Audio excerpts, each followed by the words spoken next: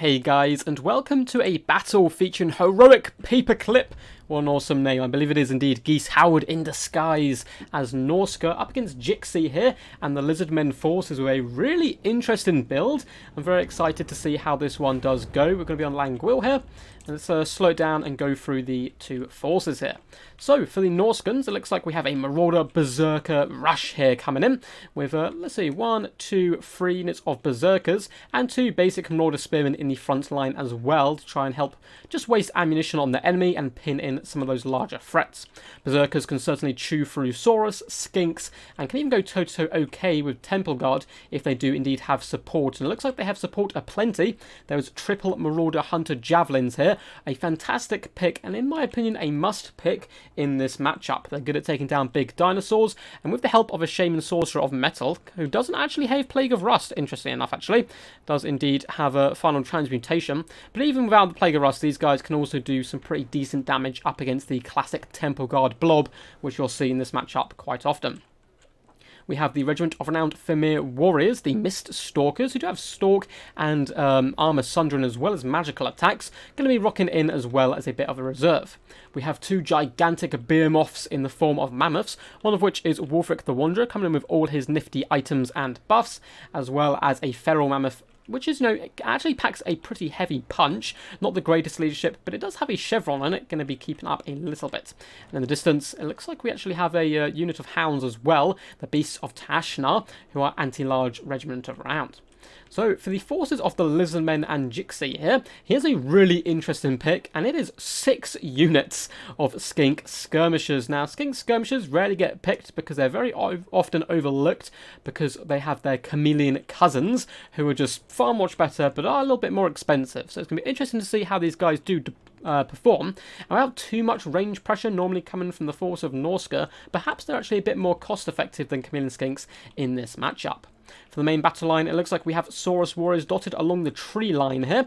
They are all going to be chevroned up to triple bronze or silver chevroned. They're certainly going to be able to go toe-to-toe with those spearmen in the front line and not hold terribly against berserkers, especially with these chevrons activated on top of them.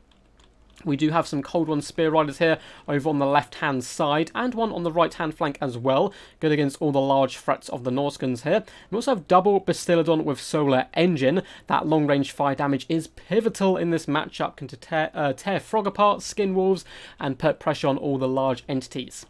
For Leadership Corps hidden down here in the woods, we do have a Skink Priest of Beast coming in with a simple Manticore summon, and we also have Krokgar as well, bringing Hand of the Gods, as well as a Swiftness of Itzel and the Sacred Spawning. And it's going to be Footgar here. He can certainly still pack a punch. He's anti-large, pretty hard to snipe out as well. So without further ado, let's get this battle underway.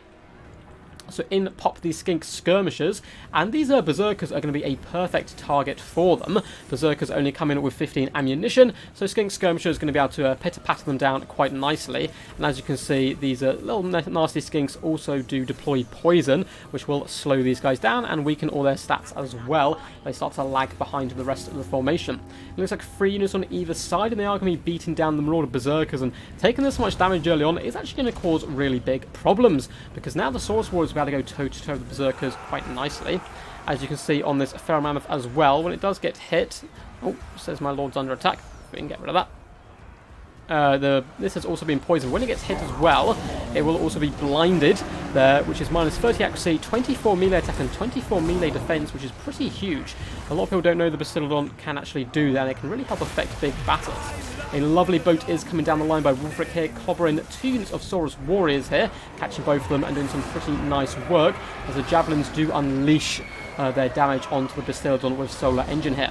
I do hear a Feral Manticore being summoned, and once again, Wolfric is going to be continuously poisoned and blinded here by the Bastillodon coming in, which is going to allow the Feral Manticore to do really decent work up against him. Sword of Torgold is active, however, and that Manticore doesn't want to go toe-to-toe with Wolfric here, who will be able to tear him apart quite nicely.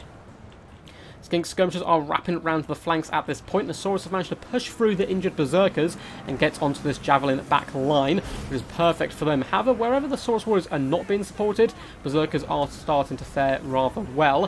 It looks like some of the Skinks as well are being pushed out and having to waste shots on the Spearmen here rather than key targets. Faramouth is currently out of control, as looks like Krokgar did have to deal with the Beast of Tanashnar here, who did pop in to try and disrupt one of the Garys. Faramouth is completely surrounded at this point, taking huge damage from the Cold One Spear Riders, and Wulfric as well, struggling to find a home and get to grips with the enemy. He can certainly pound down Saurus Warriors, but the entire time he's doing this, he is taking darts and big old beams of light to the face, which is probably really quite annoying for him. Miststalkers help finish off the Thrower Manticore before pinning in the Cold One Spear Riders, which is going to be a really key play here by the Norscans. They have to protect these javelins if they want a chance to bring down all these large beasties that they still own in the form of the Bastillodons. However, it looks like the Cold One Rider is pretty much done for at this point. Krokgar is going toe-to-toe with the mighty Feral Mammoth. As long as he stays on his feet, he should be able to do good work. Sacred Spawning has been popped as well, but once again he gets flung to the ground. The Mammoth, though, still poisoned and now going to be surrounded as well by Cold One Spear Riders. He certainly looks a little bit doomed. Wulfric's coming over to say hello, as well as these Miststalkers. If they can assassinate Krokgar, they may be able to get back into this game here. It looks like Krokgar is going to be trying to pop all his buffs, but the Hunter of the Champions does come down on him, and it looks like he's pretty much done for here. However, one of the Mammoths is starting to waver. It looks like he may be running for the hills as well, but Wulfric gets a big slap on Krokgar there, which is some pretty scary stuff. Javelins all still are active at this point. The one on the left-hand flank, though, is getting filled with Skink, Skirmish and darts, and they're not going to be big fans of that. But two very healthy units here, if they can remain protected and kind of help out the Miststalkers in some key engagements, there's still definitely a good shout for the Norscans here, as the balance power is only very slightly against them.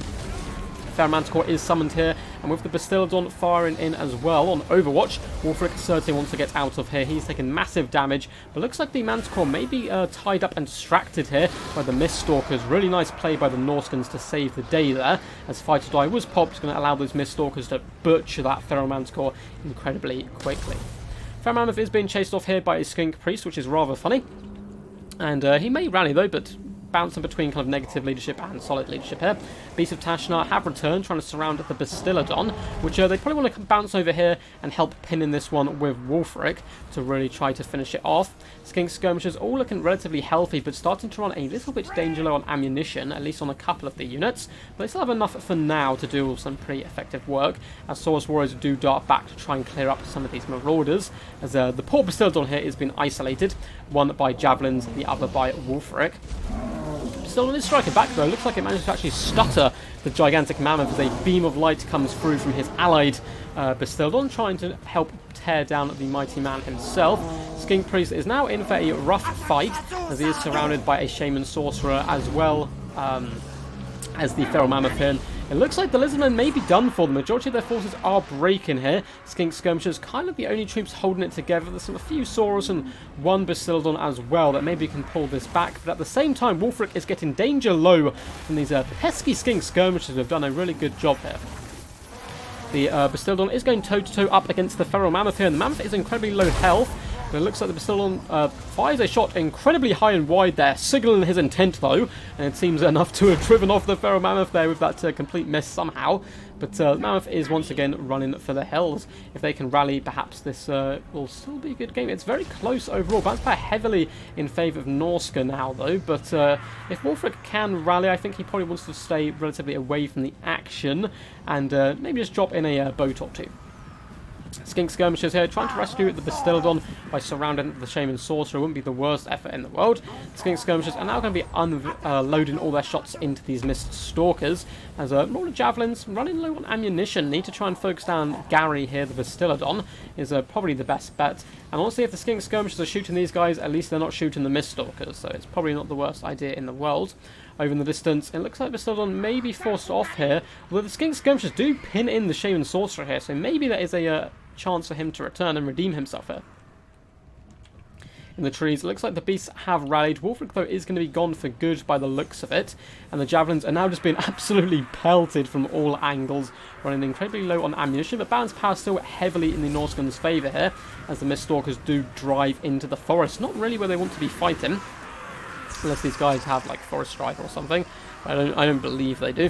So of course going to be fighting a little bit worse than the Skinks in the trees, but they're desperately trying to push forward, use their mass to get past the Skinks, shut down the Bastildon as it's one of the only threats really left to them on the field.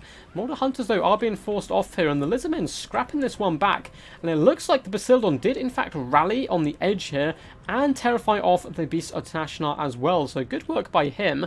And he looks like he didn't get the Sorcerer, however, so Sorcerer is still alive and well, which can boost up the leadership of the Norscans, but the Miststalkers somehow break here, just simply surrounded by so many Skinks and poisoned and slowed down, I suppose. But very surprising stuff that those guys actually broke here, and the balanced power may say it's still favoured, or saying it's now even, but I'm not sure the Norscans can bring this back. There's just too many Skinks dotted all around the place. And just like that, on the flip of a dime, the Norscans actually break and shatter, as their forces are completely surrounded now by the mighty Skinks. Very well played to both of these guys, both Heroic Paperclip and Jixi here. Great game all round, and two pretty interesting builds. I like the use of the Feral Mammoth here, kind of rocking it with Wolfric, going for a bit of a threat overload. And of course, the Javelin play is always good as well. I would like to see Plague of Rust, I think, on the Shaman Sorcerer, just so you can drop the armor of some Saurus or Temple Guard and really allow the Berserkers to chew through there a little bit quickly. But very well played. He just unfortunately came up against a pretty wild build by Jixi, and the Skink Skirmishers certainly MVPs here, doing massive damage to the Berserkers early on, neutering their effectiveness up against the Saurus Warriors, before surrounding and poisoning, slowing down all of those big targets and just dragging them through the mud. I really like the combination as well of the poison plus the blind effect from the Bastildons, allowing some of their forces to go toe-to-toe with some of these bigger, scarier threats. But what a crazy game! Hope you guys did enjoy. If you did, feel free to subscribe for more Total War Warhammer content, and give the video a big old thumbs up and comment if you did enjoy. Anyway guys, until next time, peace, and as always, stay awesome.